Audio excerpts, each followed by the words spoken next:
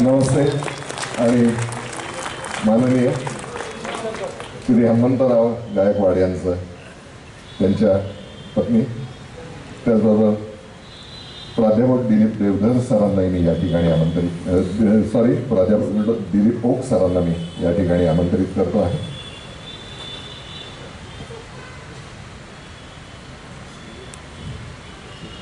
मंडळी, आज सहजीवन व्याख्यानमालेचा 23व्या वर्षातला दुसरं सत्र किंवा दुसरं पुष्प आपण म्हणूया.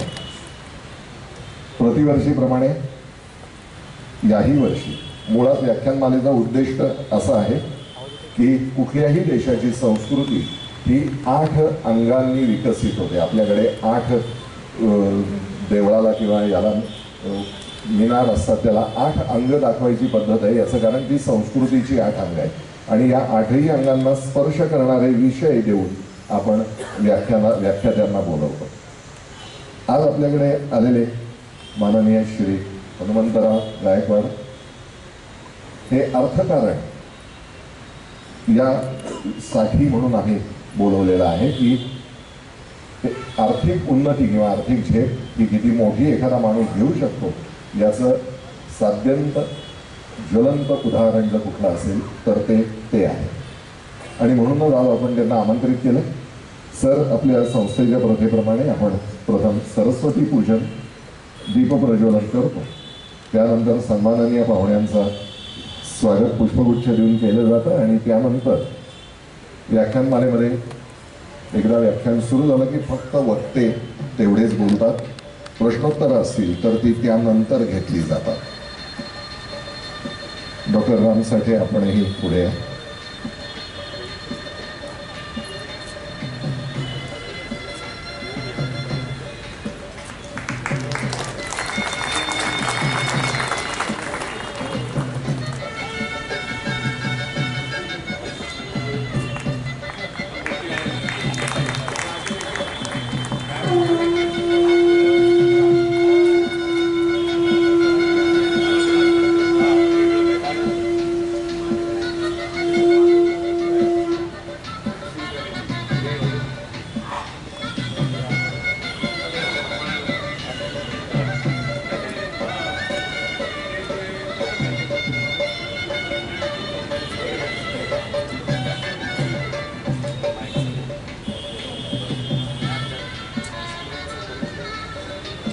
मान्यवरांनी आसनस्थ व्हायला हरकत नाही.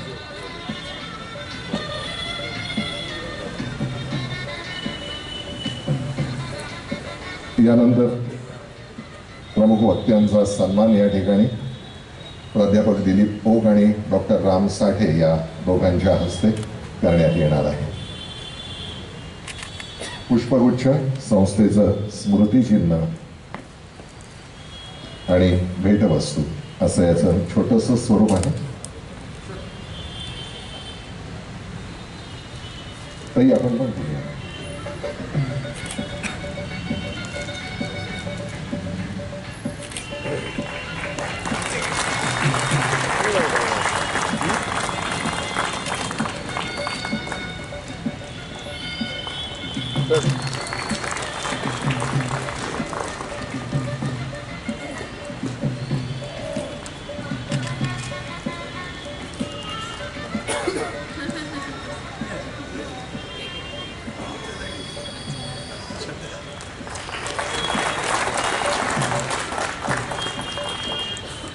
धन्यवाद. मंडळी, मी मुख्य वक्त्यांचा अगदी थोडक्यात परिचय करून देतो, कारण एखादा माणूस कर्मसिद्धांत किती आचरू शकतो उत्तम याचं उत्कृष्ट उदाहरण द्या.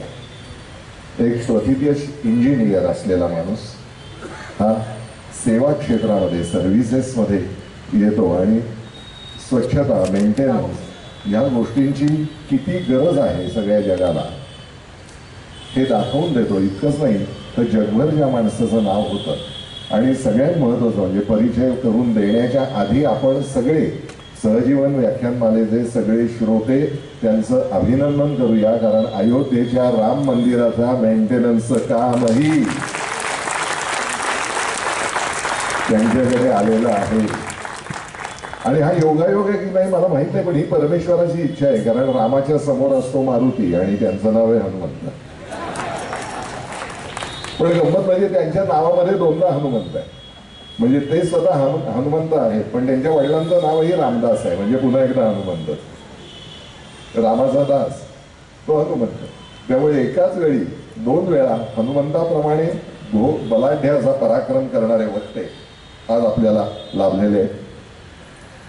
तसं पाहिलं तर राजकारणाच्या दृष्टीने तरुण राजकारणी असं ज्याला म्हणतात ते साधारण या वयाचे असतात.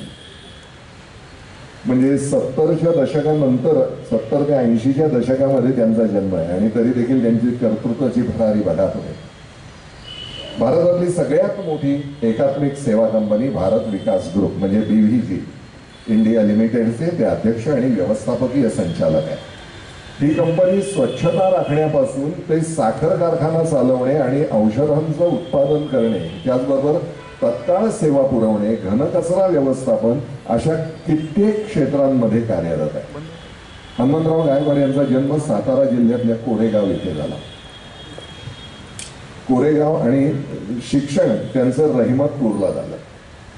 एका कलाकाराची ही लक्षण आहे. रहिमतपूर म्हटलं की वसंतराव कानेटकरांसारख्या दिग्गज लेखकाची आठवण होते आणि कोरेगाव म्हटलं की छोटा गंधर्वांसारख्या गायकाची आठवण होते. कारण हे दोघेही तिथलेच होते आणि अतिशय मान्यताप्राप्त जगभर झाले. त्याचप्रमाणे हनुमंतराव सुद्धा झाले.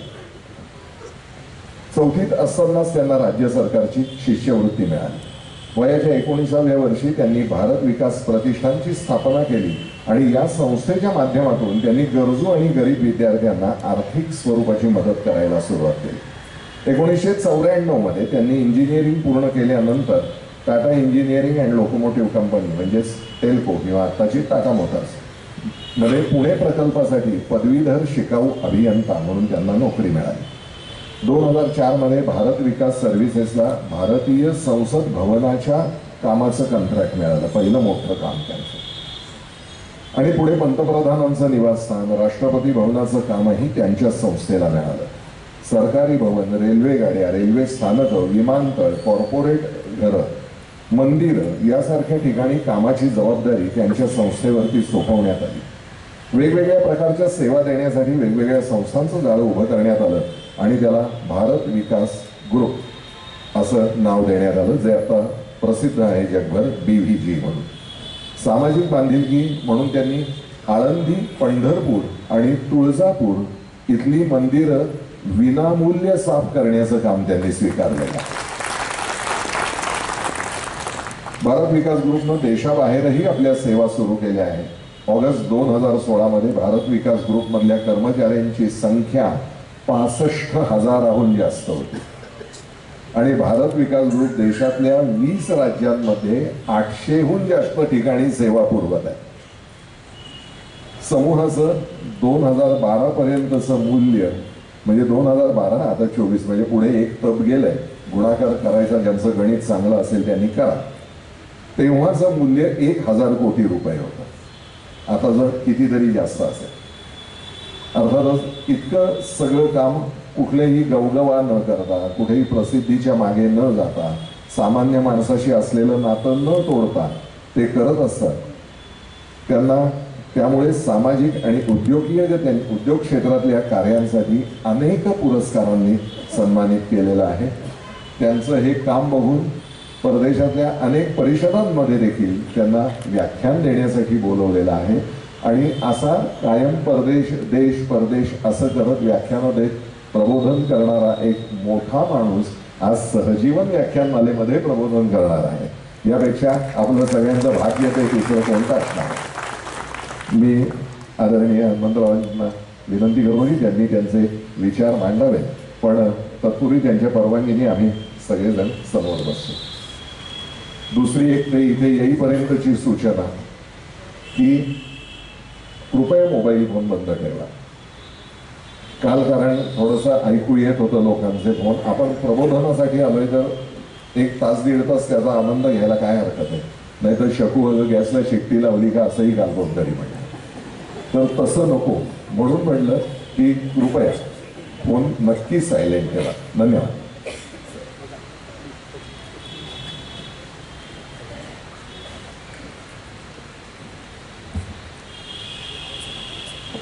सहजीवन व्याख्यानमालेचे आयोजक आदरणीय विनय कुलकर्णी साहेब, आदरणीय रवींद्र खरे, आदरणीय डॉक्टर राम साठे, आदरणीय डॉक्टर शिरीष सुमन, आदरणीय प्राध्यापक दिलीप ओक, ज्याने खूप आग्रह केला ते आदरणीय सुनील माळी,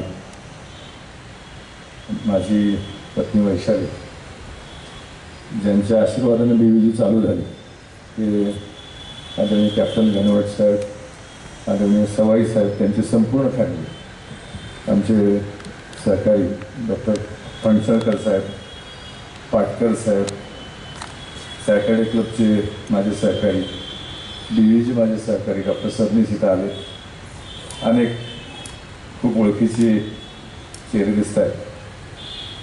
आता हे प्रबोधन वगैरे करण्यात त्यांनी काही मोठा नाही, मी माझे जीवनाचे अनुभव मांडतो. आईने आशीर्वाद दिले, वैष्णवीने खूप चांगली साथ दिली, मुलींनी साथ दिली. मी नशीबवान आहे की छत्रपतींना जसे मावळे मिळाले तसे खूप चांगले मावळे सहकारी मला मिळाले.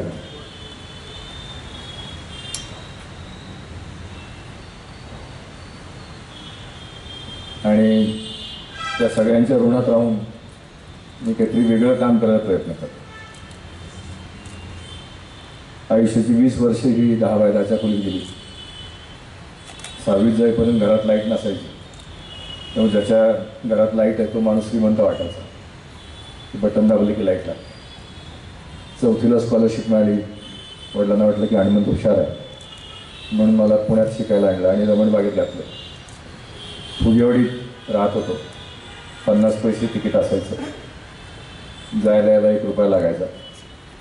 काही वेळेला पास संपला की आई माझी शिवणकाम करायची आणि समोरच्या घरात जाऊन सांगायची की तुमचे 2 प्रकारे ब्लाऊज शिवला आहे, 5 रुपये शिलाई झाली आहे, हनुमंतला छाया झाला पैसे 1 रुपया देता का. वाईट वाटायचं. नंतर वडिलांनी कोर्टात क्लार्क होते, त्यांनी MPSCची परीक्षा दिली आणि अकाउंट्स ऑफिसर झाले. आणि मुंबईला राहायची सोय नसल्यामुळं रोज सकाळी पहाटे 4ला उठून मुंबईला जायचे, रात्री 11-12ला यायचे. आणि त्याच्यामुळे आजारी पडायला लागले. डायबिटीस खूप जास्त होता आणि पुण्यात आजारी पडले की आम्ही ससून हॉस्पिटल, बुधवानी हॉस्पिटल अशा हॉस्पिटलमध्ये ॲडमिट करायचो. पैसे नसते काय, कधीतरी कानातलं काढून द्यायची, 200 रुपये घेऊन ये, कधी मंगळसूत्र काढून द्यायची, 500 रुपये घेऊन ये. खूप वाईट वाटतं त्यावेळेस. त्याच वेळेला ठरवलं की काहीतरी वेगळं करायचं. वडिलांनी एक केलं की अशाच व्याख्यान मला जिथं असायच्या तिथं मला ते घेऊन जायचं. मी 8वीत असताना प्राचार्य शिवाजीराव भोसलेंचं व्याख्यान होतं विवेकानंदांच्यावरती, ते ऐकलं आणि विवेकानंदांना आदर्श मानायचं ठरवलं.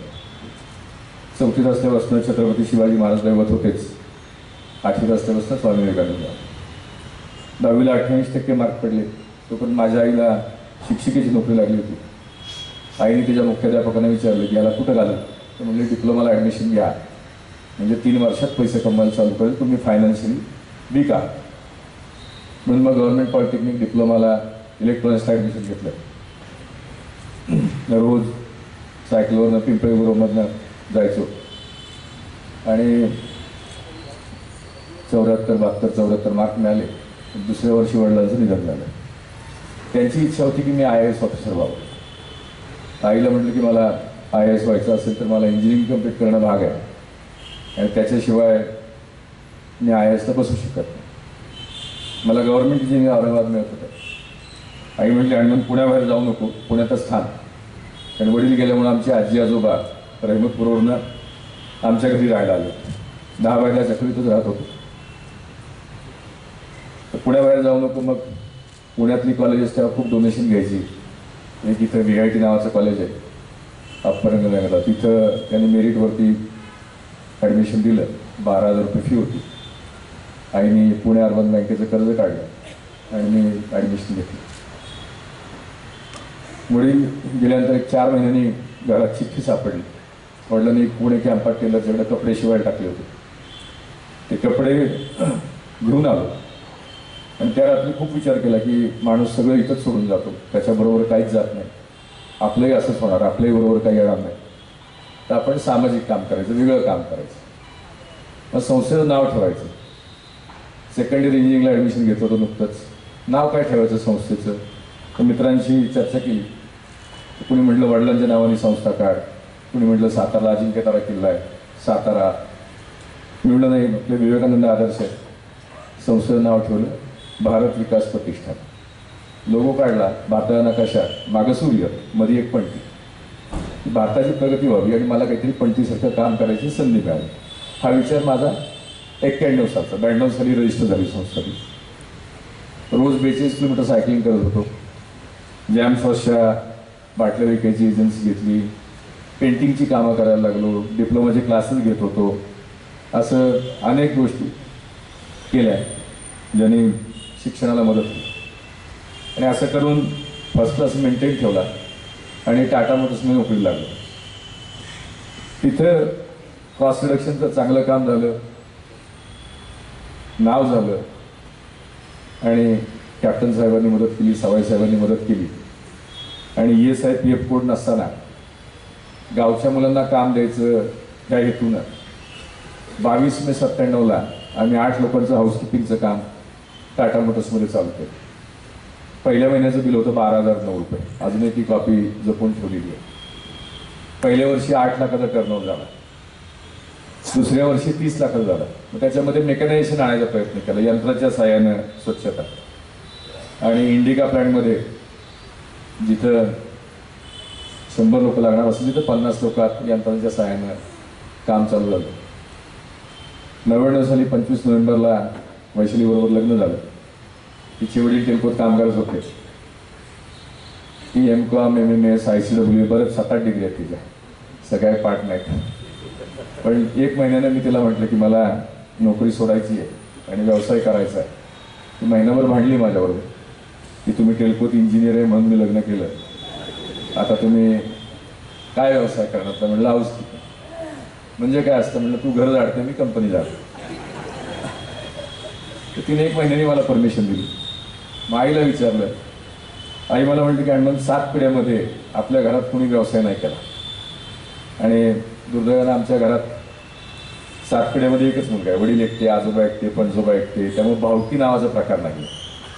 आई म्हणली आपल्याला भावकी नाही आहे, घरची 2च एकर जमीन आहे, कसं करशील, काय करशील? मग मी कृष्णा नदीच्या काठी रहमतपूरला आमच्या गावी 7 एकर जमीन विकत घेतली 2000 मे मध्ये.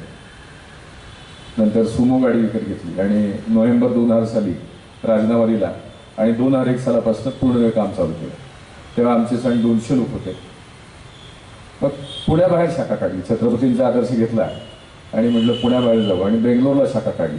अशा सेवा पुरवणारी, त्याचं नाव ठेवलं भारत विकास सर्व्हिसेस. तिथं GE पॉवरचं काम मिळालं. चांगलं काम केलं, क्वालिटी काम केलं, त्यामुळे काम वाढत गेलं. चेन्नईला चालू केलं. मी घरातनं गेलो की 25-25 दिवस पुण्यात येत नसे. माझा ड्रायव्हर जगन्नाथ, तो आणि मी, आम्ही दोघंच आजही तो माझ्यावर काम करतो. 25-25 दिवस मी जात असे. पण बऱ्याच ठिकाणी अपमान व्हायचा. हाऊसकीपिंग कॉन्ट्रॅक्टला काही फार रिस्पेक्ट मिळत नाही. लोक सिक्युरिटी गेटमधून आताच सोडत नसे. आम्ही कॉन्ट्रॅक्ट दिलं आहे, द्यायचं आहे. मग त्यावेळेला मी विचार करायचो की दिल्लीला पार्लमेंट आहे, अशा संस्थेचं काम आपल्याला मिळालं तर लोक रिस्पेक्ट करतात. आणि विवेकानंदचं एक पुस्तक आहे माइंड अँड इट्स पॉवर, ते शेकडो वेळा वाचलं. असे हजारो अनुभव आहेत माझ्या आयुष्यामध्ये की एखादी गोष्ट ठरवली की ती कधी त्या दिवशी होते, कधी वर्षभरात होते. फक्त त्याच्यामध्ये प्युरिटी लागते तुमच्या थॉट प्रोसेसमध्ये. मी विचार करायला लागलो की पार्लमेंट कधी दिल्ली बघितली नव्हती, दिल्लीला गेलो नव्हतो, पण पार्लमेंटचं काम मिळालं तर चांगलं होईल. आणि सांगायला मित्रांनो अभिमान वाटतो की 1 मार्च 2003ला BVGला पार्लमेंटचं मेंटेनन्सचं काम मिळालं. ते आजतागत 21 वर्ष चालू. पार्लमेंट पूर्ण काळं पडलं होतं, पोत्याने पुसायचे. आम्ही हाय प्रेशर जेटच्या सहाय्याने अख्खं पार्लमेंट चकाचक केलं, धुवून काढलं. लोक प्रश्न विचारायला लागले की आधी लोकसभा चेंबर, राज्यसभा चेंबर आम्हाला दिला नव्हता, बाहेरचा एरिया दिला होता. तो लोग विचारायला लागले की बाहर सब चकाचक है, अंदर थोड़ा गंदा है. तो बोले अंदर परमानेंट लोग काम करते हैं, बाहर पुन्हा की बीवीजी करके कंपनी काम करते है. सगळं काम बीवीजीला मिळालं. त्यानंतर 2-3 महिन्यांनी आदरणीय पंतप्रधानांच्या घरचं काम मिळालं. चांगलं काम केल्यामुळे ते मिळालं. ते गेली 20 वर्ष आदरणीय पंतप्रधानांच्या घरचं काम सलग चाललं. वाजपेयी साहेब असताना आम्हाला काम मिळालं. त्यानंतर आदरणीय पंतप्रधानांच्या ऑफिसचं काम मिळालं. त्यानंतर राष्ट्रपती भवनचं काम मिळालं. मग सुप्रीम कोर्टचं काम मिळालं. टाटा मोटर्सचे बहुतेक सगळे प्लॅट्स आता बीवीजीकडे आहेत. Volkswagen, Fiat, Hyundai, Mahindra, ITC, Hindustan Unilever अशा अनेक संस्थांमध्ये आम्ही सेवा द्यायचं काम करतो, वेगवेगळ्या कामं करतो. मग असे आकडा थोडा जुना सांगितला त्यांनी. त्या महिन्यात आम्ही 80,000 लोक क्रॉस झालो बीवीच्या रोलवरती.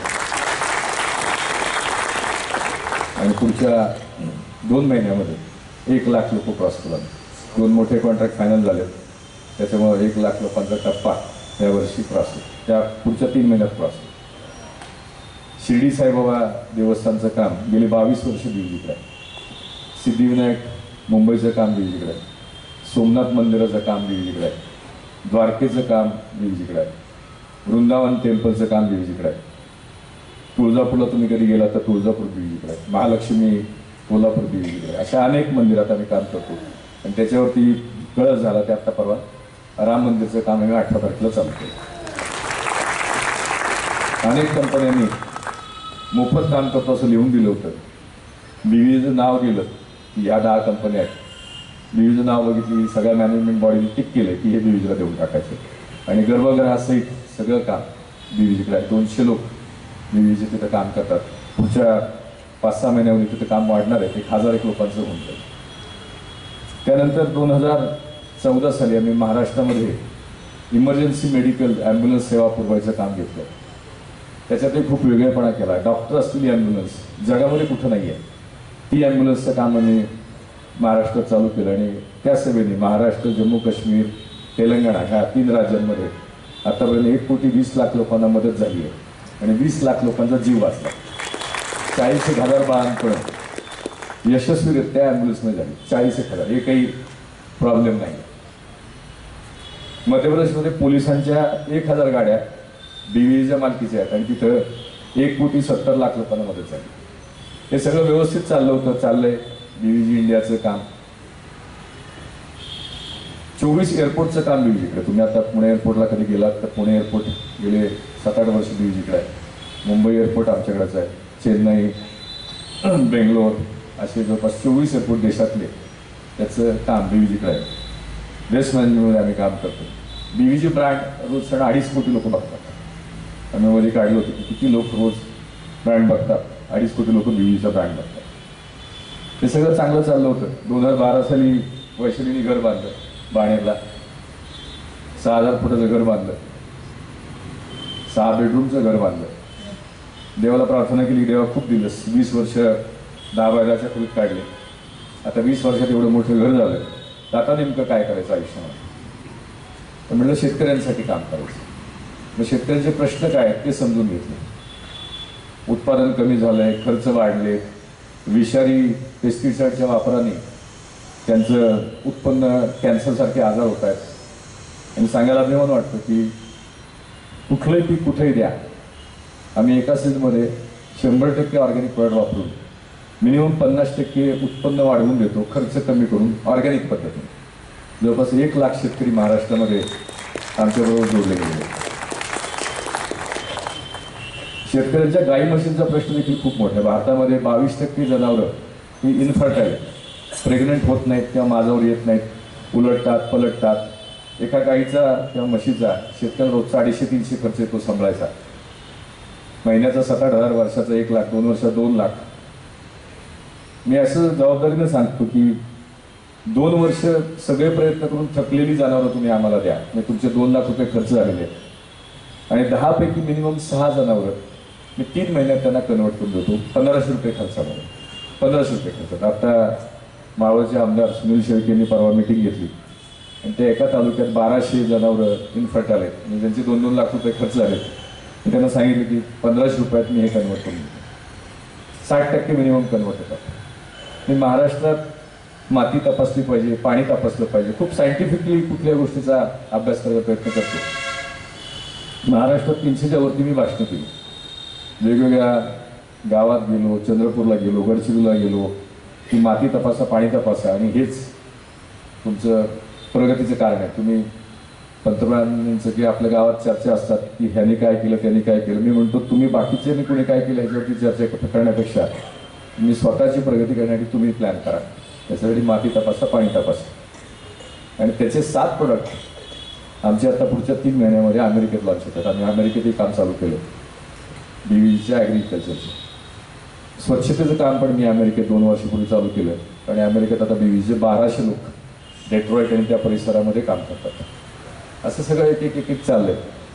पण महाराष्ट्र जेव्हा ही 300च्या वर भाषणं केली तेव्हा लक्षात आलं की शेतकऱ्याचे आरोग्याचे प्रश्न त्याच्यापेक्षा खूप भयानक आहेत. एखाद्याला कॅन्सर झाला तर अख्खं घरदार उद्ध्वस्त होतं. म्हणजे आजोबांनी साठवलेले पैसे संपून त्या नातवावरती कर्ज सोडून आजोबा जातात. तुम्ही विचार करायला चालू केलं की याच्यामध्ये आयुर्वेदात ताकद नाही आहे का, ह्याला अफोर्डेबल आणि इफेक्टिव्ह मेडिसिन नाही येऊ शकत. आणि गेली 7 वर्ष, आता 8वं वर्ष चालू झालं, आमची 100 लोकांची टीम रिसर्च करते आयुर्वेदिक औषधांमध्ये. त्यात खूप वेगळे गोष्टी लक्षात आल्या. इथं काही लोक डॉक्टर असतील, चरक संहितेत सांगितलं की अमक्या झाडाची साल ही चैत्र पौर्णिमेला काढा.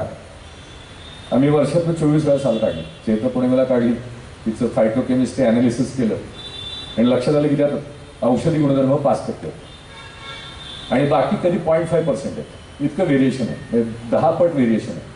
म्हणजे ऊस तुम्ही 4थ्या महिन्यात तोडला तर गोड लागतो, पण त्याची मॅच्युरिटी लेवल त्याच्या जातीप्रमाणे 12व्या महिन्यात असते किंवा 8व्या महिन्यात येते. औषधांमध्ये असंच आहे. आता त्याच्यात ऑप्टिमम व्हॅल्यू 5% हवी हे आपल्याला कळलं. मग आम्ही काय करतो, 2% जर रॉ मटेरियल आलं तर ते ॲडजस्ट करून घेतो. नाही तर आयुर्वेदिक औषधांमध्ये बॅच टू बॅच व्हेरिएशन आहे. BVGचे औषध कुठले बॅच टू बॅच व्हेरिएशन आहे. युरोप अमेरिकेमध्ये भस्म असलेली औषधं बॅन आहेत. हेवी मेटल आयुर्वेद भस्मांचा खूप वापर आहे. तिरक भस्म, सुवर्ण भस्म, रजत भस्म. आमच्या कुठल्याही औषधामध्ये कुठलेही भस्म नाही, पूर्णपणे फक्त हर्बल आहेत आणि नॅनोटाईज आहेत. आणि आम्ही त्याचं पहिलं हे बघतो की ते हर्ब ह्युमन DNA वरती प्रोटेक्टिव्ह ॲक्शन करतं का डॅमेजिंग करतं. अशाच वनस्पती घेतो. आम्हाला 20-25 वनस्पती सापडल्यात ज्या ह्युमन DNA ला डॅमेज करतात, ते आम्ही घेतो आणि बेस्ट अवेलेबल केमिकल ड्रग बरोबर कम्पॅरिझन करतो आणि मग ते औषध मार्केटला आणतो. मला सांगायला आनंद आहे की अशी जवळपास आता 80 औषधं विविध तयार झाली आहेत. कॅन्सरचं औषध डॉक्टर श्रीकांत माने म्हणून माझे मित्र आहेत, आमच्या गावचे. तुम्ही गुगल करून नाव बघू शकता.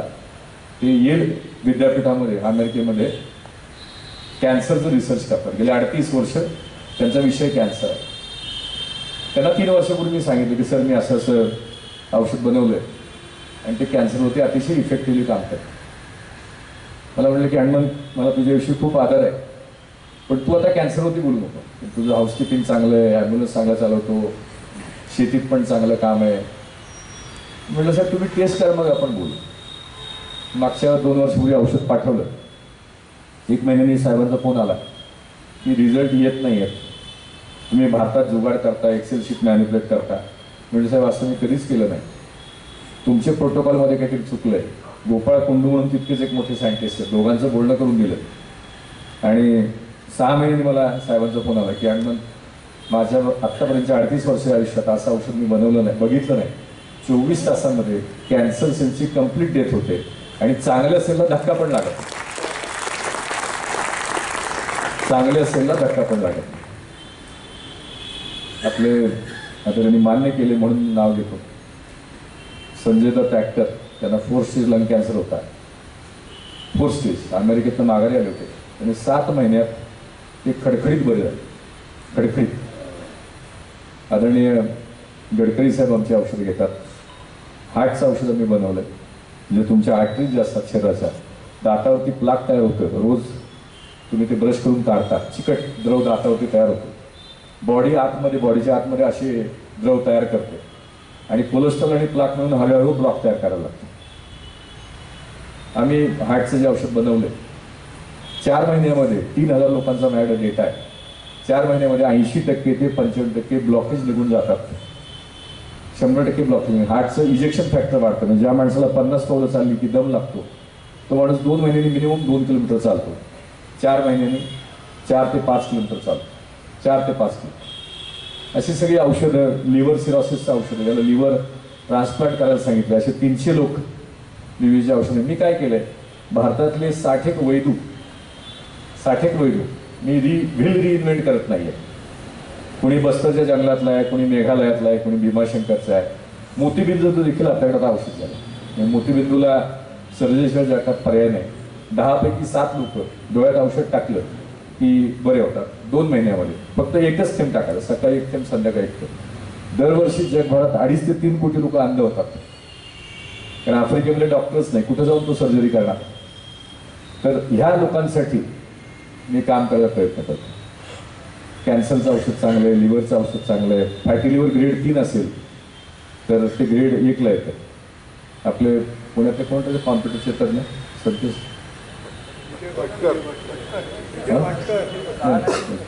आपण ते व्हिडिओ घेतो, सांगेल तुम्हाला. हां, दीपक शिकार. त्यांचं फॅटी लिव्हर ग्रेड 3 होतं. 7 महिन्यामध्ये दोन्ही रिपोर्ट त्यांनी दिलेत मला. 7 महिन्यामध्ये ग्रेड 1ला आलं. त्यांच्या ॲलोपॅथी डॉक्टरने सांगितलं की हे मिराकल आहे, जगात फॅटी लिव्हर ग्रेड कमी करायला जगात औषध नाही. अशी 10 औषधं जी जगात नाहीत ती बीव्हीजीला तयार झाली होती आणि ती सगळी इव्हिडन्स बेस्ड स्टडीज होते. त्यामुळे मी आता अमेरिकेत फोकस करतोय. कॅन्सरचा आमचा टायप येल विद्यापीठाबरोबर झाला आहे, तिथं सिद्ध होत आहे. 13 कॅन्सरवरती इफेक्टिव्ह झालं. म्हणजे तुमच्यापैकी कुणालाही तुमच्या नातेवाईक मित्रपरिवारामध्ये 15 दिवसामध्ये जो माणूस बेडवरनं उठू शकत नाही तो चालायला लागतो. आणि महिन्याचं औषध आम्ही 5-6 हजार देतो. मी कायम बघतो की इम्पॅक्ट कसा होईल, लोकांचं आयुष्य बदलायला मदत कशी करता येईल. हार्टचं औषध पण असंच 4-5 हजार देतो. 1 महिनाभर घेऊन बघा, 2 महिन्यात तुमची हार्टची कॅपॅसिटी, म्हणजे जिने चढून बघा, किती पायऱ्या चढल्या की दम लागतो. समजा 10 पायऱ्या चढल्या की दम लागतो. 2 महिन्यात 20 पायऱ्या चढाल, 4 महिन्यात 40 पायऱ्या चढाल. हे प्रूव्हन आहे सगळं. म्हणजे करोनानंतर खूप साईड इफेक्ट झालेत. लोकांच्या किडन्या फेल होत आहेत, हार्ट अटॅक येतात नाही. आत्ताच सकाळी वैष्णवी मला सांगत होती येताना, 24 वर्षाचा आमच्या ऑफिसमधल्या एका सहकार्याचा लहान भाऊ 24 वर्षाचा आज सकाळी on the spot heart attack निघाला. म्हणजे हा एकमेव आजार असा आहे की माझं हार्ट चांगलं असं कधी म्हणायचं नाही. ते चालतं तोपर्यंत चालतं, ज्या दिवशी बंद होतं त्या दिवशी परमेश्वरावरती अवलंबून असतं. बाकी सगळे आजार तुम्हाला ट्रीटमेंट करायला वेळ देतात. हे मार्केटिंग नाही, पण मी करतो. अँटी एजिंग क्रीम बनवलं आहे, ते खूप चांगलं आहे. हेअर ऑइल बनवलं, हेअरफॉल थांबतो. अशा अनेक गोष्टी करतोय. सातारला एक मेगा फूड पार्क केलं 150 एकर जागेमध्ये, 150 कोटीची इन्व्हेस्टमेंट करून. आणि तिथे 20,000 शेतकरी आमच्याशी कनेक्टेड आहेत की शेतीमालावरती प्रोसेस करून त्याला पुढे घेऊन जायचं काम करतोय. त्यानंतर बीव्हीजी न्यूक्लिअर म्हणून एक नवीन कंपनी केली आहे. बीव्हीजी न्यूक्लिअरमध्ये मी काय करतो की एखादी रिफायनरी असेल, एखादा बॉयलर असेल, त्याच्या आतमध्ये जर काही बिघडलं तर तुम्हाला डायग्नोज करायला 2-2 महिने वेळ लागतो. आम्ही माणसाचा जसा सिटी स्कॅन एक्सरे करतो तसं त्या इक्विपमेंटचा सिटी स्कॅन आणि एक्सरे करतो आणि एक्झॅक्टली काय प्रॉब्लेम झाला ते उठून काढतो. डॉक्टर विवेक येळगावकर त्याचे प्रमुख आहेत.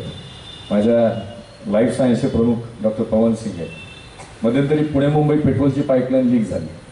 त्यांना एवढंच कळलं की वाशी ते खोपोली सेक्शन जो आहे 55 किलोमीटरचा, त्याच्यामध्ये तासाला 100 लिटर लीक होतं. तासाला 1 लाख लिटरमध्ये 100 लिटर लीक होते. ते 8-10 दिवस धडपडले, त्यांना लीक सापडलं नाही. मग आमच्या बीव्हीजी टीमला बोलवलं. आम्ही ± अर्धा मीटर इथं खोदा, न्यूक्लिअर टेक्निकचा वापर करून त्यांना सांगितलं इथं खोदा, इथंच लीक आहे, तिथंच लीक निघालं. मध्यंतरी मी पुण्याचे कमिशनर विक्रम कुमार साहेबांना भेटलो होतो. तुम्ही बातमी वाचली असेल की पुण्याला रोजचं 150 कोटी लिटर पाणी येतं. 150 कोटी लिटर, 1500 मिलियन लिटर शुद्ध केलेलं पाणी पुणे शहरासाठी येतं आणि त्यातलं 40% लीक आहे. 40%. त्यांना कळतच नाही की कुठं लीक आहे, कारण पाईपलाईन 50 वर्ष जुनं आहेत, 60 वर्ष जुनं आहेत.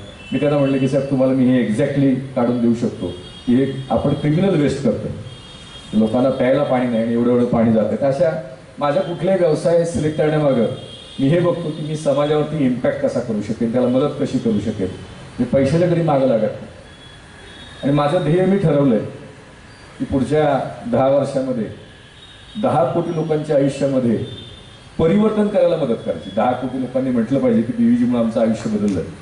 बीव्हीजी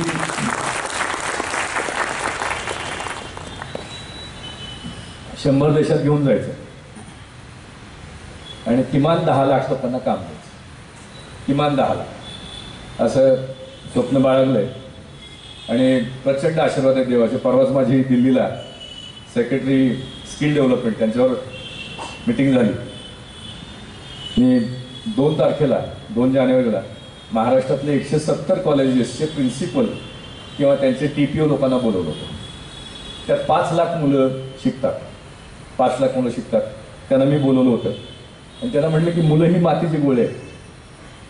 जगात ज्या गोष्टी लागतात त्या पद्धतीतून मी शिकवलं पाहिजे. मी जगातल्या संधी हुडकून आणेन, तुम्ही मुलं तयार करून द्या, मी 100% त्यांना प्लेस करेन. 2017 साली जपान सरकारने भारत सरकारबरोबर एक ॲग्रीमेंट केलं आणि पुराणिक नावाचे पुण्याचेच ग्रस्त आहेत ते जपानमध्ये आता खासदार झाले. ते परवा जेवायला माझ्याकडे होते. तर त्यांनी मला सांगितलं की 3.5 लाख लोकांचं ॲग्रीमेंट झालं पण 800च लोक गेले. मी म्हटलं हे कल्पित कोण आहे? ह्या जागतिक संधीचं कल्पित आपण आहोत, कारण त्या संधी आपण ट्रान्सलेट करून त्या शिक्षकांपर्यंत पोचवतच नाही. 2 तारखेला मी ती मीटिंग घेतली होती पुण्यात. 170 कॉलेजचे लोक आले होते. मी म्हटलं फार्मसीचे लोक लागतील आम्हाला, ॲग्रिकल्चरचे लोक लागतील, MBA लागतील, ऑपरेशन्स लागतील. मी त्यांना क्रायटेरिया सांगितलं की कुठले लोक पाहिजे. म्हटलं जो बोलायला हुशार आहे, ज्याला प्रेझेंटेशन स्किल जमतं, अशी लोक मला बिझनेस डेव्हलपमेंटला द्या. जो खेळाडू आहे चांगला, कबड्डी खेळतो, क्रिकेट खेळतो, टीम प्लेअर आहे, त्याला मला ऑपरेशन सांभाळायला द्या. टेक्निकल असेल त्याला टेक्निकल एक्सपर्ट द्या.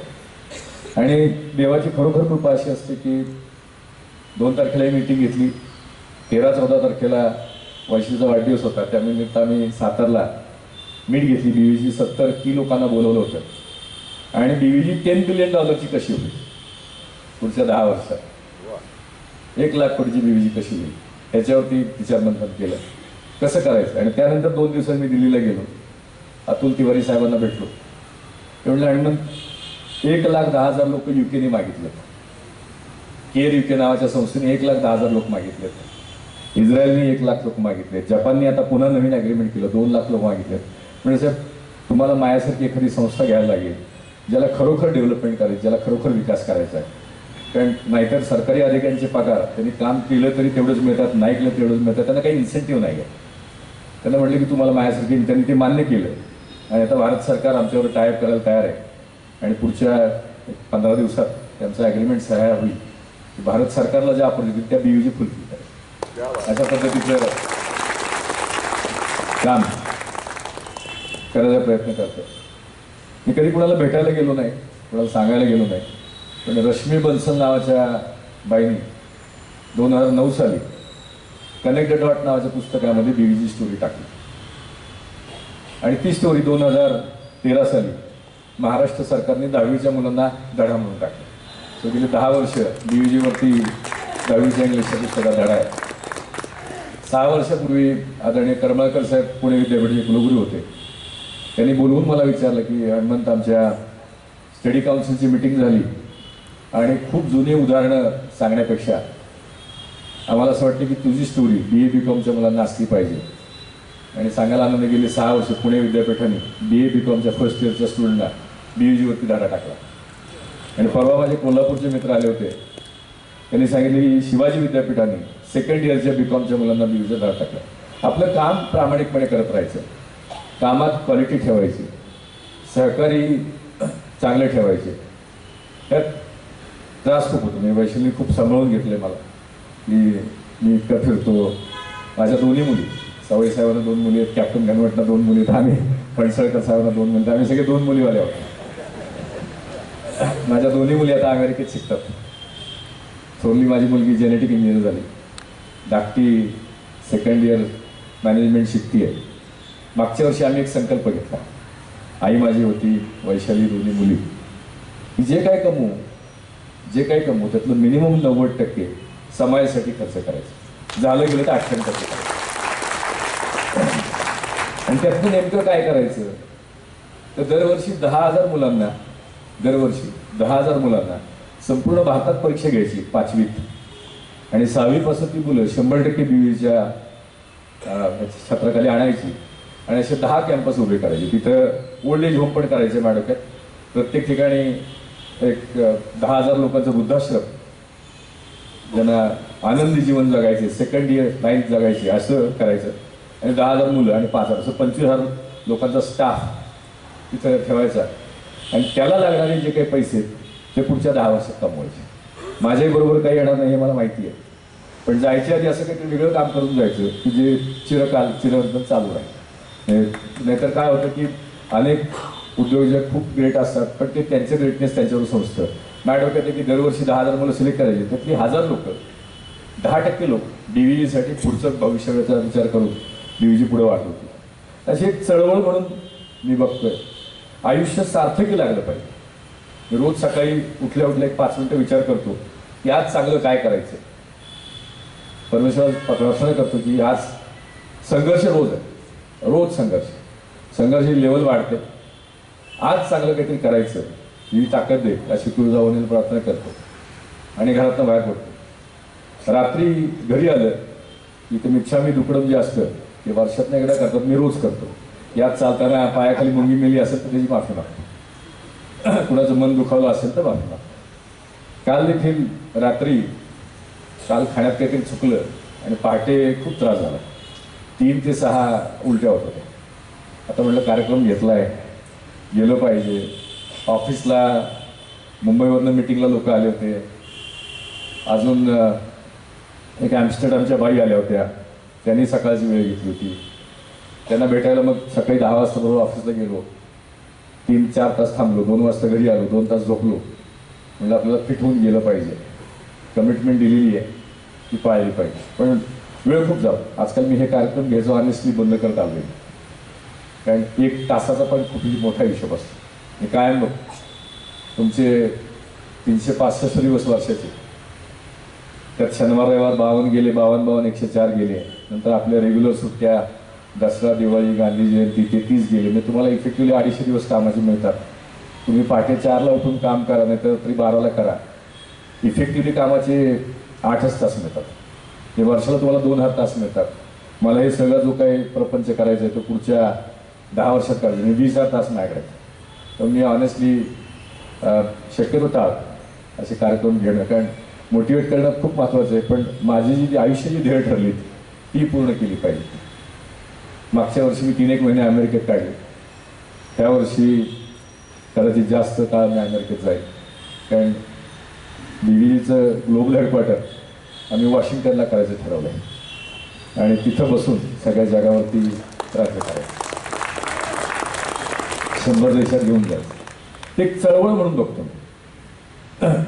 किती पैसे कमवले, किती गेले ह्याचा कधी विचार करत नाही. खूप लोकांनी फसवलं, खूप अडचणी आल्या, पण प्रत्येक ठिकाणी कुणीतरी वाचवायला येतं, कुणीतरी मदत करायला येतं आणि मार्ग निघतो. आणि ती अदृश्य शक्ती कायम बरोबर चालते असं मला अनुभव आहे. कायम चालते, गाईड करते, मदत करते, मार्ग काढून देते आणि त्यामुळे हे शक्य आहे. मी कायम विचार करतो की आपण एक इन्स्ट्रुमेंट आहोत. आपण काय करत नाही, आपण एक इन्स्ट्रुमेंट आहोत आणि समर्पित भावनेनं विचार केला तर खूप चांगली कामं घडतात, खूप चांगले रिझल्ट येतात, खूप चांगले सहकारी मिळाले. म्हणजे मला आज खरंच खूप आनंद आहे. मी मग अशी कॅप्टन साहेबांना मेसेज टाकला होता, सवाई साहेबांशी बोललो की ज्यांनी मला माझ्या आयुष्याची सुरुवात करून दिली ते लोक आज इथं समोर आहेत. पाटकर साहेब आहेत, सगळे सबनीस आहेत. सबनीस डॉक्टर तर मी 5वीत असल्यापासून होतो. माझी आजी पणजी सातारला ॲडमिट असायची, आजारी असायची, तेव्हा डॉक्टर सबनीस तिला ट्रीट करायचे, माझ्या आईच्या आजीला. तर असे सगळे लोक, म्हणजे मला टायफॉईड झाला होता डिप्लोमा असताना आणि सबनीस डॉक्टर आमचे ससूनचे प्रमुख होते, चीफ मेडिकल ऑफिसर होते आणि तेव्हा पैसेच नसेल. तर मी ससूनच्या वॉर्डमध्ये ॲडमिट होतो, जनरल वॉर्डमध्ये. आणि माझ्या शेजारी एक मुलगा होता. रात्री आम्ही चांगलं बोललो, त्यालाही टायफॉईडच झाला होता आणि तो गेला. सकाळी बघितलं त्याला पांढऱ्या कपड्याने झाकून ठेवलं. मी घाबरून गेलो. मग सबनीस डॉक्टरने मला ती नर्सच्या शेजारची रूम असते ती दिली. या सगळ्या आठवणी ताज्या आहेत आणि चळवळीला आपल्या सगळ्यांचे आशीर्वाद मिळावेत अशी अपेक्षा करतो आणि थांबतो. धन्यवाद.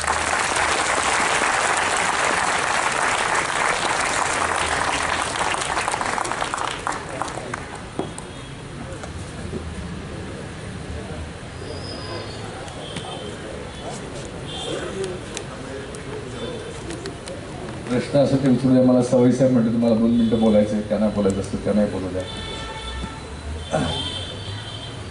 म्हणजे बाहेर माईक असणार आहे, तर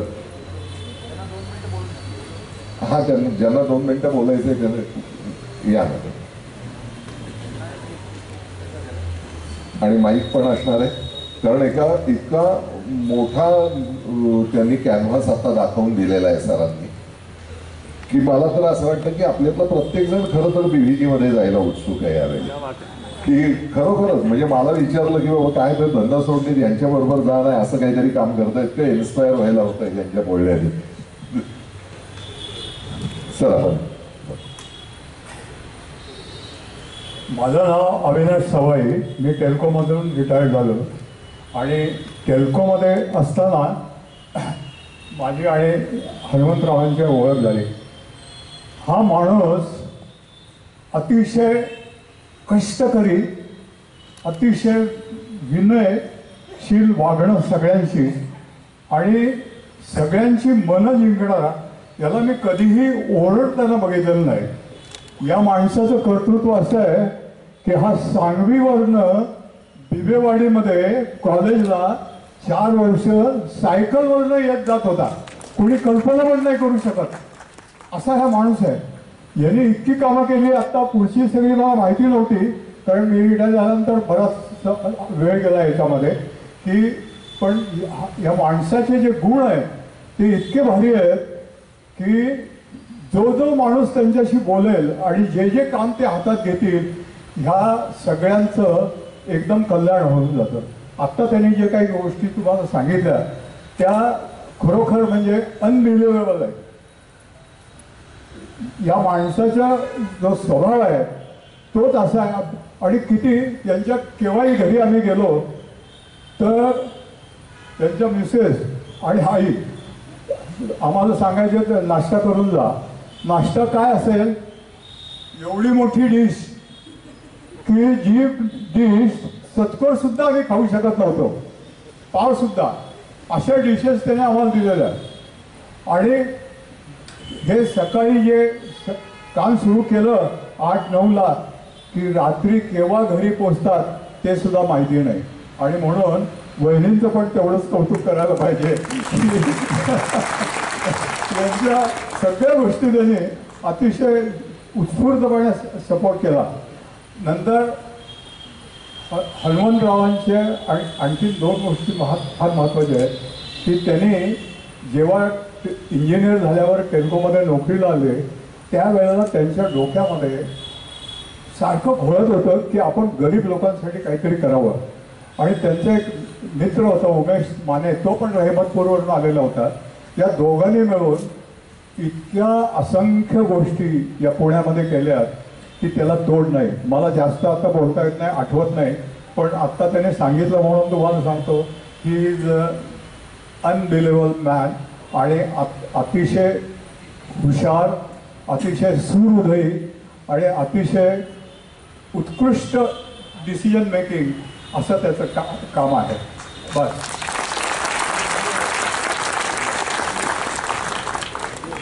धन्यवाद सर. माईक बाहेरच्या बाजूला द्या. कोणाला हवा विचारायचा असेल प्रश्न तर हात वर करा. युवा पिढीने प्रश्न विचारले तर नक्की आवडतील जास्ती, कारण त्यांचं जे काम आहे ते पुढच्या पिढ्यांसाठी आहे, पुढच्या जगासाठी आहे. त्यामुळे युवा पिढीतल्या लोक. आणि तो माईक तुझ्या तिथेच थांबतो. अमर साहेब सांगा. नमस्कार सर. मी गेल्या अनेक वर्षापासून तुम्हाला फार जवळून पाहतोय आणि तुमचं कष्टाचं चीज हे मी डोळ्यांनी पाहिलेलं. परंतु भविष्यकाळात आता आपण सांगितलं की मी काहीतरी वेगळे प्रयोग करतो. माझी आपल्याला एक नम्र विनंती असेल की सामाजिक जीवनामध्ये आपण काम करत असताना शिक्षणातून 5वी पासून विद्यार्थी वर्गाला व्यावसायिक शिक्षण देण्यासाठी जर आपण काही केलं तर पुढची अनेक पिढ्या आपलं आयुष्यभर, तुम्ही आत्ताच सांगितलं की मला असं काहीतरी करायचं आहे की जे करत असताना पुढच्या पिढीने लक्षात ठेवा, तर निश्चितपणे मी आपल्याला विनंती करू शकतो की ह्या 5वी पासून शालेय शिक्षणामध्ये व्यवसाय हा त्यात एक 35 मिनिटाचा तास घ्यावा, जेणेकरून व्यवसाय हा मुळापासून मुलं शिकू शकतील आणि भावी पिढी ही निश्चितपणे आपल्यासारखी उद्योगपती होऊ शकतील. धन्यवाद सर. आपलं मुळशीतला जो कार्यक्रम झाला त्यामध्ये आपण शेतकऱ्यांसाठी काम करत असताना मी पाहिलेले आणि डोळ्यापासून ते अनुभवलेले. धन्यवाद. थँक्यू. हे चालू तुम्हाला म्हटलं तसं आहे, आता 170 कॉलेजमध्ये जी 5 लाख मुलं शिकतात त्यांच्यावर टायप केलेला असतो. त्यांच्या आयुष्यामध्ये कसा बदल करायचा, काही जग हे खेळं झालं. मी काय म्हणतो की आपण ब्रिटिशांचा तिरस्कार करतो, पण मी ब्रिटिशांना पण आदर्श मानतो. तुम्ही जस्ट विचार करा की 16व्या शतकात शिडाच्या जहाजात इंजिन नव्हतं जहाजाला, दक्षिण आफ्रिकेला वळसा घालून त्यांना 3 महिने लागायचे. त्यांना कधी प्रश्न पडला नाही की मुंबईत जहाज आल्यानंतर तिथली लोक मराठी बोलतात, केरळमध्ये गेलं तर तिथली लोक मल्याळम बोलतात. त्यांना प्रश्न नाही पडला. तर कुठल्या जिद्दीने, कुठल्या ईर्षेने ही लोक येत होती, ती जिद्द देखील आपण घेतली पाहिजे. मी सगळ्या तरुणांना सांगतो की छत्रपती शिवाजींचा आदर्श घेतलाच पाहिजे, विवेकानंदांना घेतला पाहिजे आणि ब्रिटिशांच्या त्या वृत्तीचा घेतला पाहिजे की ज्यांनी जगावर 100 देशात राज्य केले आणि काय सिस्टीम डेव्हलप केली त्याचाही अभ्यास केला पाहिजे. मी मध्यंतरी 2-3 माझ्या इतिहासकारांना विनंती केली की ब्रिटिशांच्या कुठल्याही व्हायसरायांनी डिक्लेअर केलं नाही की राणी तुझा माझा संबंध नाही, आता मी इथला राजा. 200 वर्षात नाही केलं. 200 वर्षात नाही, 7 पिढ्या किंवा 8 पिढ्या झाल्या असतील त्यांनी केलं नाही. तर अशा कुठल्या प्रिन्सिपल इम्बाईब केली होती त्यांनी की ते लॉयल राहिले गादीशी, तेही शिकायची गरज आहे, तेही अंमलात आणण्याची गरज आहे. तर मी आमच्या दिव्य टीमला सांगतो की आज 24 तासात कुठेही कुठं जाता येतं. तुम्ही भाषेला गुगलला सांगा तमिळमध्ये बोला, ते मराठीत सांगते, मराठीत बोला तमिळमध्ये सांगते. सगळ्या भाषा तुम्हाला टेक्नॉलॉजीचा वापर करून जर आपण जागतिक भविष्याचा वेध नाही घेतला तर आपण कल्पित असतो, आपल्या युवकांचे कल्पित असतो. कारण त्यांना माहीत नाही आणि एक्झिस्टिंग सिस्टीममध्ये कोणी विचारच करत नाही की त्यांना कसं जागतिक पातळीवरती घेऊन जाते. मी काय कधी दावे करत नाही, पण मी काय म्हणतो मला जमेल तेवढा, झेपेल तेवढा भारत विकास प्रामाणिकपणे करायचा प्रयत्न करतो आणि त्यातनं ह्या दिशा मिळत जातात. विचार केला की दिशा मिळतात. असं एक वेगळं काम जागतिक पातळीवरती करायचं सुद्धा आम्ही करतोय. त्यात तुमच्यापैकी ज्यांना सहभागी व्हायचं असेल मी हे योगदान देऊ शकतो. मला खूप लोक भेटतात. परवा मी MITच्या एका कार्यक्रमाला गेलो होतो, तिथे एक मुलगी भेटली. तिथे मी खूप छोटं बोललो, 15 मिनिटं बोललो होतो. ती झालं की ती मला बाहेर येऊन म्हटली की साहेब मी अहिल्यादेवींचा आदर्श घेऊन महेश्वरला राहते. 38,000 किलोमीटर ती बाईकवरनं 19 देशात फिरलेली आहे. ती म्हणजे मला फक्त जेवण खाण द्या, तुमच्या स्वप्नांसाठी मी काम करायला तयार आहे. कारण जगात एक वेळेचं जेवण नाही आहे, माझ्याकडे टेक्नॉलॉजी आहे, त्यांनी खर्च कमी करून ऑर्गॅनिक पद्धतीने उत्पन्न वाढवता येतं. हेल्थकेअरमध्ये आपण मोठं काम करतोय. ते फक्त आता स्प्रेड करायचं, हे सगळं प्रूव्हन आहे. म्हणजे अमेरिकेच्या आमचा तो पेपर पुढच्या 2-1 महिन्यामध्ये पब्लिश होईल, येल आणि BVGचा. तो नेचरमध्ये, सायन्समध्ये किंवा न्यू इंग्लंड जर्नलमध्ये 3 पैकी कुठल्या तरी एका पेपरमध्ये पब्लिश होईल. मग जग डोक्यावर घेईल. मी सांगितलं अशासाठी की तुमच्यापैकी कोणाला काही त्रास असेल, हार्टच्या रिलेटेड इश्यूज असतील, तर खूप वेगळं काम करायचा मी प्रयत्न करतो. या सगळ्याला तुमचे आशीर्वाद मिळाले.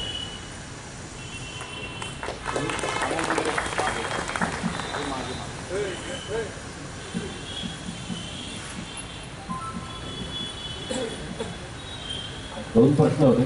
एकतर एम्प्लॉई रिटेन्शन हा एक खूप मोठा सगळ्याच उद्योगांना प्रश्न असतो. तर एवढ्या साऱ्या एम्प्लॉईजला तुम्ही एकत्र कसं ठेवता? आणि दुसरा प्रश्न की आत्ताची आपण औषधं सांगितली ती कुठे उपलब्ध असते? एम्प्लॉईला रिटेन्शन ठेवायला काय करतो की ज्याला गरज आहे त्याला कामाला घेतो.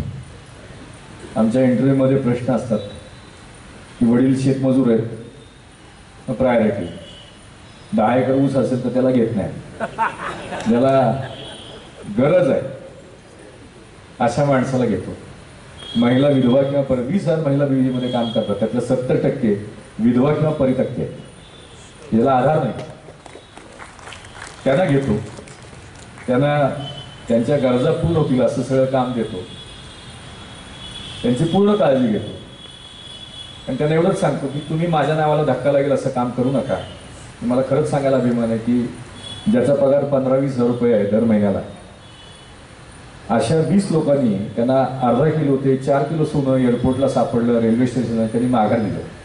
1 किलो सोनं म्हणजे 60 लाखाचं सोनं, ज्याला सगळ्यात जास्त पैशाची गरज आहे. ऑनेस्टी आणि इंटिग्रिटीचं कल्चर मी डेव्हलप करायचा प्रयत्न केला मध्ये. त्याच्यामुळं गरजवंताला घ्यायचं, त्याला योग्य ट्रेन करायचं, त्याला सगळी साधनं द्यायची, चेक्स अँड बॅलन्सेस ठेवायचे, मग तो चांगलं काढतात. त्याला चाकोरीत टाकायचं. आणि दुसरं तुम्ही म्हटलात औषधं, बीव्हीजी लाईफ, हे तुम्ही जर इंटरनेटला सर्च केलं बीव्हीजी लाईफ तर तुम्हाला तिथं नंबर येतील. तुम्हाला कुठलाही त्रास असेल, काहीही त्रास असेल, हार्टचं औषध तर मी सांगेन की 1 महिन्यात घेऊन बघा, सगळ्यांनी घेऊन बघा. तुम्हाला चालताना किती फरक पडतोय बघा. कारण ह्या करोनाचे दुष्परिणाम इतके झाले की 1000 पट हार्ट अटॅकचं प्रमाण वाढलं. म्हणजे तुम्ही लाखाचे लोक मोबाईल घेतात पण हार्ट अटॅकवर दुर्लक्ष करतात. तर तुम्ही बघून घ्या, अँटी एजिंग क्रीम पण आहे, बाकी सगळंच आहे. बीव्हीजी लाईफच्या वेबसाईटला जाऊन सगळी माहिती मिळेल. हॅलो, नमस्कार साहेब. मी कमलाकर वाघमारे. मी टाटा मोटर्स पुणे येथे सर्व्हिसला होतो. 1980 ते 2019 पर्यंत माझा कार्यकाल झाला आणि त्या दरम्यान आपली कुठे ना कुठे भेट झालेली आहे. हो. आपल्याला टाटा मोटर्सच्या ऑपरेटिंग सिस्टीम माहिती आहे, SQDCM किंवा आपण ज्याला SQPDCM-E असं हल्ली म्हणतो. तर मला आपल्याला माझी एक रिक्वेस्ट आहे की इंडस्ट्रियल सेफ्टी किंवा सेफ्टी हे तसं दुर्लक्षित फील्ड आहे आणि आपण एवढी मोठी उत्तुंग झेप घेतली आहे तर यामध्ये निश्चितच सेफ्टीला आपण चांगली प्रायोरिटी दिलेली असणार आहे, प्रायोरिटी नंबर 1. तर या दृष्टीने आपल्याला ट्रॅफिक सेफ्टी, इंडस्ट्रियल सेफ्टी किंवा हाऊसिंगमधल्या सेफ्टीचे काही जास्त प्रयत्न करता आले तर आपण त्या दृष्टीने ते करावे. आणि यासाठी जे काही लागेल योगदान ते आम्ही निश्चितच आपल्या हिंजवडीच्या ऑफिसला किंवा मेन ऑफिस एकदा येऊन भेटू. मी आपल्या आकाश वाघमारेंकडनं आपला नंबर घेतलेला आहे. मी त्यांनाही आपल्याला येऊन कॉन्टॅक्ट करू. पण निश्चित यामध्ये काहीतरी कार्य करायची इच्छा आहे. तुम्ही हे जे सांगितलं की तुम्ही या कार्यक्रमात आम्ही निश्चितच सहभागी होऊ. आपल्याला पुढच्या कार्यासाठी निश्चितच शुभेच्छा. महाराष्ट्र भूषण तर आपल्याला निश्चितच मिळेल. पण असं वाटतं की या पुढे जाऊन भारतरत्नही तुम्हाला मिळावं आणि तो दिवस ते दूर नाही असं मला निश्चित वाटतं. धन्यवाद. काम करत राहायचं, कुठल्या पुरस्काराची अपेक्षा ठेवायची नाही. मला हजारो लोक भेटतात जे जीवापाड प्रेम करतात, तेच महत्वाचं आहे. Thank you sir. सर नमस्कार. मी ॲडव्होकेट रिषभ चंद्रशेखर जगताप. ॲक्च्युली माझं काय आहे, मी वकिली प्रॅक्टिस करतो. त्या व्यतिरिक्त मी 4 हॉस्टेलसुद्धा घेतलेले आहेत सिटी एरियात. जसं की सर बघता असताना जे प्रॉब्लेम आहे मी तुम्हाला सांगतो की आत्ता कमर्शियल झालेलं आहे, तो व्यवसाय झालेला आहे, कमर्शियल झालेला आहे. मी माझ्या हॉस्टेलमध्ये 20% लोकांना फ्री देतो की जे गरजवंत आहेत त्यांना. बरेचसे अनाथ लोक वगैरे राहतात. तर ह्याच्यासाठी मी जे आत्ता नवीन हॉस्टेल वगैरे घेतोय ना सर, त्यासाठी बघतो की ते बिझनेस कमर्शियल झाले खूप. 8 आणि 9 हजाराखाली रूम नाही भेटत मुलांना जे बाहेरच्या शिक्षणासाठी येतात. मी त्यांना 3,000 उपलब्ध करून देतो. तर मला तुमच्या बरोबर काय करता येईल असं आपल्याला टायअप किंवा काहीतरी असं करून की जेणेकरून हा बिझनेस की पुण्याला ऑक्सफर्ड ऑफ द ईस्ट म्हणतातच, त्याच्यात आपल्याला काय करता येईल तुम्ही जर थोडं मार्गदर्शन केलं मला तर थोडं बरं होईल. मेंटरने केलं तर असे कोणी माझ्याकडे जर गरजू आले तर नक्की तुम्हाला सांगा. मागाशी मी गडबडीत नाही बोललो. मी 10वीला मला 150पैकी 150 मार्क होते गणितात आणि बालवाडीपासून गणितात मी पहिला. डिप्लोमाला इंटिग्रेशन नावाचा विषय मी ऑप्शनला टाकला आणि सेकंड इयरला इंजिनिअरिंगला गेलो. M3 नावाचा विषय येतो. 12वी किनारल्या मुलांना M1 M2 असतं आणि मला M3. मला पहिल्यांदा 6 मार्क पडले. ती इंटिग्रेशनची खूण बघितली की मला पोटात गोळा यायचा.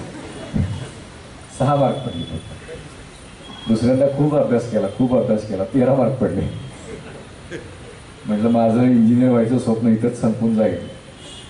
तेव्हा खाडीलकर सर आमचे प्रिन्सिपल होते VITचे आणि माझे वडील आधी मिलिटरीत होते. मी त्यांना म्हटलं की साहेब मला ट्रंक लायब्ररीमध्ये ठेवायची जागा द्या. म्हणजे कशासाठी? म्हणजे ट्रंक लायब्ररीमध्ये ठेवून मी रात्री वरांड्यात झोपत जाईल, सकाळी 6 वाजता उठून आंघोळ करत जाईल आणि त्यानंतर माझं काम करायचं. कारण मी इथं तेव्हा 600-700 रुपये खोली भाडं असायचं. भोसले पण माझा मित्र आला दिसतो मला. माझा वर्गातला मित्र इथं आला VITचा, त्यांनी मला बघितलं. तर मला खाडीलकर सरांनी सांगितलं की बाकीच्यांच्याकडनं तिथे A9 नावाचा बंगला होता इंदिरानगरमध्ये. मला म्हणले की तिथं 6 बेडरूम आहेत आणि 12 मुलं राहतात, 1-2 जागा शिल्लक आहेत, तुला 25 रुपयात जागा देतो. तो 25 रुपयात त्यांनी मला तिथं राहायला जागा दिली. आईने मला भाकरी टाकायला शिकवलं, मसाले भात करायला शिकवलं आणि इलेक्ट्रिक शेगडीवरती मी तिथं माझा स्वयंपाक करायचा. नीट लक्ष दिलं नाही तर खालचा भात करपतो, वरचा कच्चा राहतो, मधला खायचा. असेही दिवस गेले. सगळ्या दिवसातनं गेलं. तुम्ही जे सांगितलं ते खरंच चांगलं सांगितलं की तुम्ही अशी जर काही मदत करत असाल लोकांना ते खूप गरज आहे. मला तेच करायचं आहे. माझं प्लॅनिंग हेच आहे की भारतातले अशी होतकूर मुलं निवडायचे आणि त्यांचं भवितव्य घडवायला मदत करायची.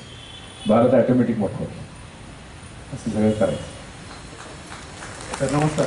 माझा प्रश्न असा आहे सर की नवीन व्यवसाय चालू करताना युवकांनी कोणत्या चुका टाळल्या पाहिजे जेणेकरून त्यांची ग्रोथ चांगल्या पद्धतीने. व्यवसाय चालू करताना पहिलं प्रॉब्लेम स्टेटमेंट घ्यायचं की नेमका कुठला व्यवसाय करायचा. मग आपण वेगळं काय करणार, इतरांपेक्षा वेगळं काय करणार, तर ते करायला आपल्याकडे टीम आहे का, सहकारी पाहिजे आणि मग बाकी सगळं मॅनेजमेंट पाहिजे. कॉपी करून होत नाही. या जगात 780 कोटी लोक पृथ्वी तलावर राहतात. मी काही प्रिन्सिपल पाळतो. 780 कोटी आणि प्रत्येक माणूस युनिक आहे. प्रत्येक माणूस वेगळा आहे. त्याचं स्पर्धा नाही. आपल्याला लहानपणापासून शिकवलं की तेरी कमेज मेरी कमेजचे सफेद कैसे, त्याला किती मार्क पडले, तुला किती मार्क पडले. मी असं कधीच बघितलं. स्पर्धा रोज स्वतःशी करायची. रोज स्वतःला उंच करायचा प्रयत्न करायचा, ज्ञानाने, अभ्यासाने, कष्टाने आणि आपल्या कामाने आपली उंची वाढवायची. स्पर्धा करू नको. चांगली टीम बघ आणि व्हिजन पाहिजे आणि कुठली प्रॉब्लेमचं सोल्युशन काढताना ते अफोर्डेबल असलं पाहिजे, कॉस्ट इफेक्टिव्ह पाहिजे, सस्टेनेबल पाहिजे, कायमस्वरूपी चालणार पाहिजे आणि स्केलेबल पण पाहिजे, वाढणार पण पाहिजे. मी सगळे व्यवसाय निवडताना अफोर्डेबल, स्केलेबल, सस्टेनेबल आणि ग्लोबली एक्सपांडेबल असा विचार करून करतो आणि होतो. सर नमस्कार. मी नंदकुमार बर्गे, 23 वर्ष पत्रकारितेत आहे आणि तुमचा गाववाडाच आहे रेहमतपूर. अरे वा. आणि रेहमतपूर एस टी स्टँडला एक आरसा तुम्हाला मिळेल. एस टी स्टँडला तुम्ही 22 वर्षापूर्वी दिला होता, तो अजून टिकलेला आहे. अरे आणि मी गेली 23 वर्ष झालं पगारातले 70% रक्कम बाजूला काढतो आणि आता माझ्याकडे 67 शेतकऱ्यांची मुलं दत्तक आहेत. फार सर. आणि मी आता महिना 28,000 रुपये बाजूला काढतो. माझी तेवढीच कॅपॅसिटी 28,000ची. तर ते आकडा कसा वाढेल याला तुम्ही सांगितलं म्हणून बरं होईल. जेणेकरून मला अजून जास्त तुमची उंची वाढवा, तुमच्या उंचीतनं इन्कम वाढवा, स्वप्न मोठी ठेवा, मार्ग मिळत जातो. कालच आम्हाला वैशिली आम्ही आता गाडी द्यायला होतो. बँकेत एवढी ठेवली तर तुम्हाला महिन्याला 0.5%, 0.6 मिळतात. आम्हाला आता 4-5 लोक भेटलेत म्हणजे महिन्याला 3 ते 5% देतील. काम त्यांची होतं. तर एक प्रश्न होता. माझं नाव शंतनू बिरोले. आपल्या आत्ताच्या जे काही विजन तुम्ही आत्तापर्यंत सांगितलं, तर या सगळ्यामध्ये लॉजिस्टिक्सचा नक्कीच उपयोग होत असेल. तर आत्ताचं जे काही लॉजिस्टिक्स हे सध्या क्रूडवरून बाकी प्रॉडक्ट्सकडे शिफ्ट होत आहे. तर शेतकऱ्यांचं तुम्ही सुद्धा काम करता, तर शेतकऱ्यांनी बनवलेल्या इथेनॉलचं मध्ये लॉजिस्टिक्स शिफ्ट करायचं काही असं विजन राहील का आपलं? आणि ते जर असेल तर त्याच्यासाठी निश्चित मला काम करायला आवडेल का? लॉजिस्टिक्समध्ये इथेनॉलमध्ये आम्ही करत नाही का? नाही, म्हणजे तुमचे आता जे काही ट्रान्सपोर्टेशन असतील किंवा बाकीचं इन फ्युचरमध्ये जे काही घडामोडी घडणार असतील त्याचं. नमस्कार. माझं नाव अमया भाटे. आत्ता टेक्नॉलॉजी खूप वाढते आहे आणि आर्टिफिशियल इंटेलिजन्स हे येत आहे. आजकाल रोबोटिक्स किंवा रोबोट्स किंवा drones. Are you going to implement those drones into your housekeeping category? Drone हाऊसकीपिंगमध्ये येणार नाही. ड्रोन येतील ॲग्रिकल्चरमध्ये. आम्ही ॲग्रिकल्चरमध्ये वापरतो. क्लिनिंगसाठी रोबो वापरायचं आमचं प्लॅन आहे. क्वालिटी आणि कन्सिस्टन्सीसाठी रोबोटिक क्लिनिंग चालू करायची चालू.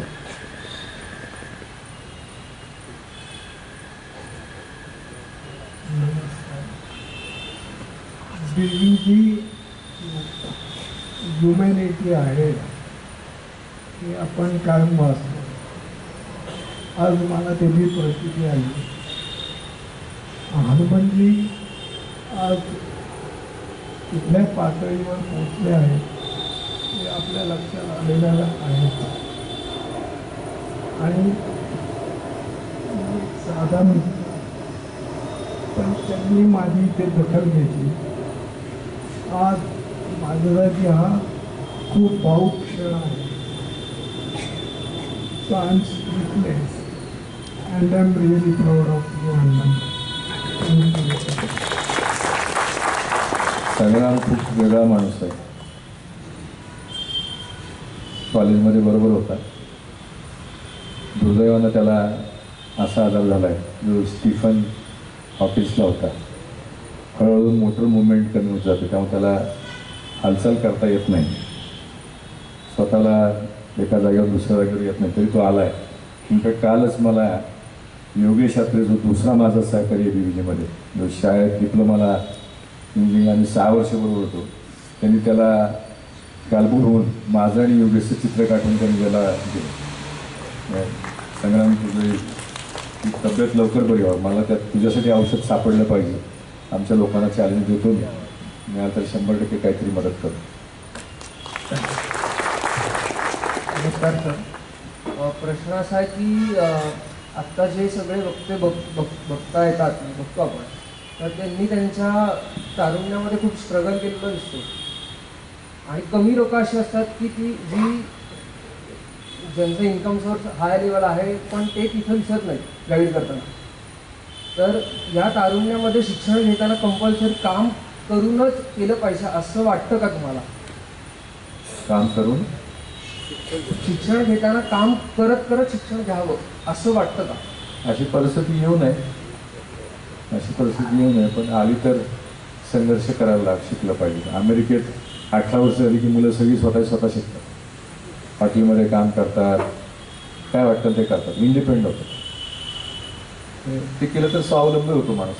पैशाचं महत्त्व कळतं, रुपयाचं महत्त्व कळतं. मी 4 वर्ष चहा पिला नव्हता. 1 रुपया लागायचा चहाला आणि 10 रुपयाची नोट मोडली की खर्च होतो. माझं सायकल सीट कवरची रिव्हिटर तुटली होती. ती 3 वर्ष सायकल सीट कवर बदललं नव्हतं. VITला गेलो की रिव्हिटर तुटले असल्यामुळं वरती मोकळा असलं होतं. लोक उडवायचे आणि फुटबॉलसारखे घेऊन जायचे. मला उडकायला मग परत अर्धा तास लागायचा. मग 3ऱ्या दिवसापासून मी उतरलं की शबनम वापरायचो. की सायकल सीट कवर शरबनवे टाकायचं. मी आयुष्यात अनेक अनुभव घेतले. तुमच्याकडे यायला खूप असतं तेव्हा लोक द्यायला येतात, नसतं तेव्हा कोणी द्यायला येत नाही. पण अपमान सहन करतच मोठं व्हायचं असतं आणि स्वतःला प्रूव्ह करायचं. पहिल्या दिवशी तुम्हाला कोणी डोक्यावर घेऊन नाचत नाही, पहिल्या दिवशी कोणी लागत नाही. मी टेल्कोत नोकरीला असताना मला माझ्या आईला वॉशिंग मशीन आणि फ्रीज घेऊन द्यायचं होतं. ज्या बँकेत माझं खातं होतं त्या बँकेत मी 35,000 रुपये कर्ज काढायला गेलो, त्यांनी मला दिलं नाही. मग शेवटी आपल्या वनिता सोसायटीकडनं मी ते घेतलं आणि आईला वॉशिंग मशीन फ्रीज घेऊन दिला. आता त्याच बँकेने मला कुठलंही टाळ नसताना 55 कोटी रुपये दिले. तर हे खूप प्रूफ. मी त्यांच्या चेअरमनला खूप गमतीनं सांगतो की साहेब तुम्ही मला 35,000 रुपये दिले नाहीत, माझा 6,500 रुपये पगार असताना. पण तुमची क्रेडिबिलिटी वर्थ प्रूव्ह झाली की सगळं जग तुम्हाला डोक्यावर घेतं, पण त्यासाठी मेहनत करायला लागते, त्याच्याशिवाय होत नाही. Good evening sir, I am Savi, one of your employee at BBJ India. अरे वा. सो माझा प्रश्न असा आहे की sir, what was your motivation to start? म्हणजे तुम्ही स्टार्ट एवढं भाषण ऐकल्यानंतर रामाची सीता कोण? Sir I am sorry, I couldn't attend actually. अरे भारत विकास एकच शब्द, जमेल तेवढा, झेपेल तेवढा, प्रामाणिकपणे.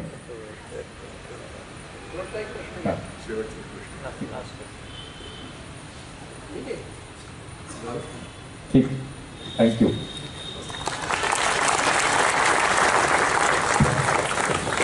मंडळी, भाग्य कर्माच्या पावलाने चालतं असं श्रीकृष्णाने म्हटलं गीतेमध्ये. त्याचं जिथं जागतं उदाहरण आज तुमच्या समोर, आमच्या समोर या ठिकाणी आलं आणि त्यांनी आपल्याला मार्गदर्शन केलं. याबद्दल सहजीवन व्याख्यानमालेच्या वतीने मी त्यांचे अतिशय मनापासून आभार मानतो.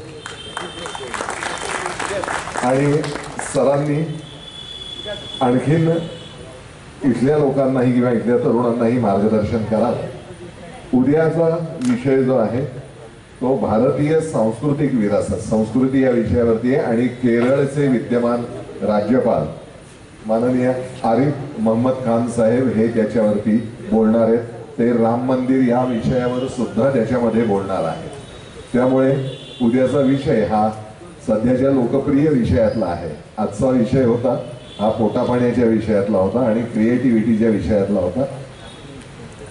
उद्याच्या दिवशी पार्किंग त्या बाजूला असणार आहे. जे लोक स्कूटर किंवा कार घेऊन येतात त्यांनी या बाजूला पार्किंग करायचं आहे.